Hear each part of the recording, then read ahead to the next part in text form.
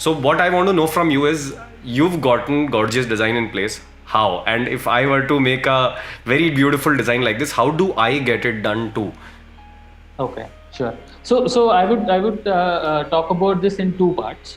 One is different elements of a design. Then the process that we have.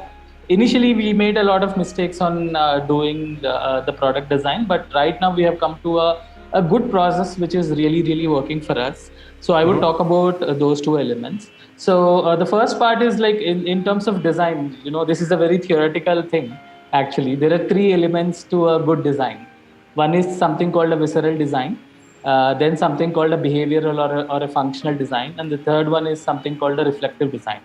Right. So we try to bring in all these three elements. I'll talk about all three separately. Sure, please. We try to bring in three elements, or we keep them in mind continuously when we are designing a product from the scratch, like from the beginning of doing that product. So visceral design is something, as soon as you see a product, subconsciously you would like it because of, I would say, for example, you see a product, it resembled something that you have seen before. Right, you kind of like it already. Like you like the songs, you generally listen more than a new song, right? I've heard the cars are designed in certain curves because of because of certain human instincts. That's true. That's really true. But that's why we don't like the boxy designs. But it comes from the point of view that generally human minds, like it's like when you see your opposite sex also, right? Right. You get attracted automatically. So that's our Correct. human minds are like that, where we like beauty. So that is subconsciously we like beauty generally. Yes. So that is something called visceral design, where we try to bring that elements into the aesthetic, or we'll try to these three elements actually touch the human emotions again.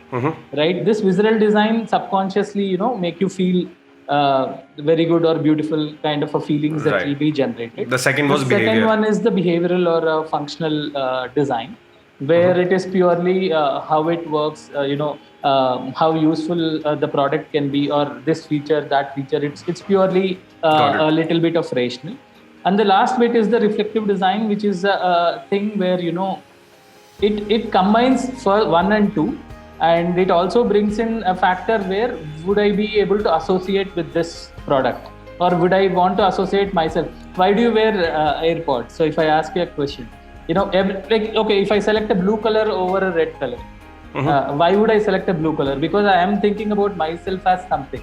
I reflect myself into the product, basically. Yeah. So reflective design plays in different ways. It can be just about giving an opportunity for the user to tell a story.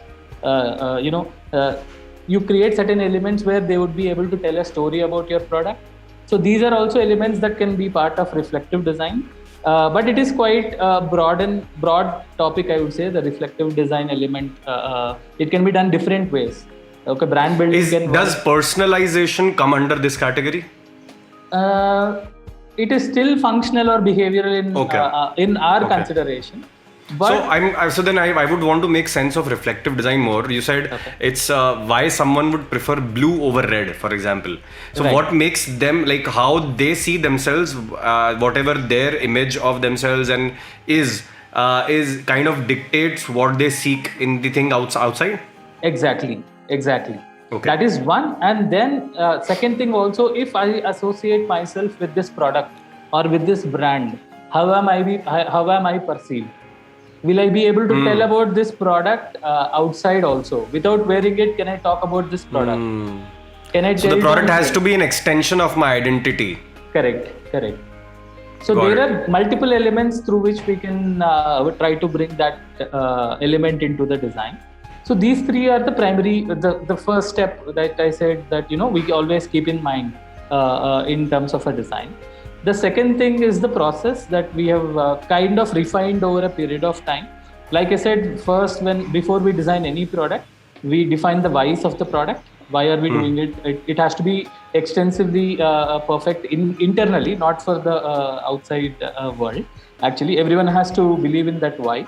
That is our first step. Then we build the product strategy, which is generally a normal thing that anyone does.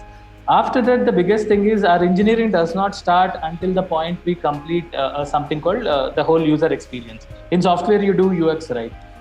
Similarly, we do something for the hardware. So the way we do it is we actually, let's say, earbuds, right? There is a case and then there are buds in it, right? So let's say we try to build this earbuds. That's our primary goal. We created our why. We created product strategy, which has all differentiation features.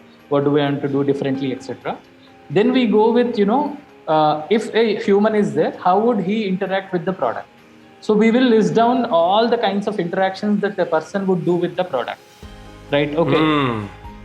How come AirPods came with a case? That came because generally if there are two birds, you might lose it easily. You can keep one somewhere, you can keep something else.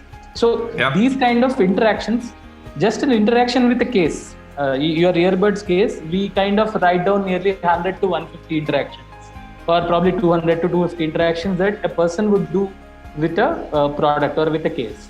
Similarly, we try to do those interactions across the product usage and find what is the frequency of how many times the person would be doing that interaction with the product. Right, we kind of do that in a very, very methodical way, and we choose the top interactions to solve, and then we try to create experiences around that. And that's where we see how can we do better than anyone else, or what is the best experience that we can provide for a certain interaction. Right, we design that, or if we come up with multiple solutions, we actually prototype them. The whole product team presents to everyone different solutions for a simple this case open and close. There will be 5 different. So just for that case opening and close, there will be 4 or 5 different experiences that would be created. Then we'll choose what is the best in terms of all things put together: user experience, supply chain, engineering, all of it put together. So after we build all these experiences and prototype them, this is done by product team, not engineering team yet. Engineering team is not there yet. So once we have the whole customer experience or user experience document with all the solutions prototyped and finalized, that's when we actually do a PRD.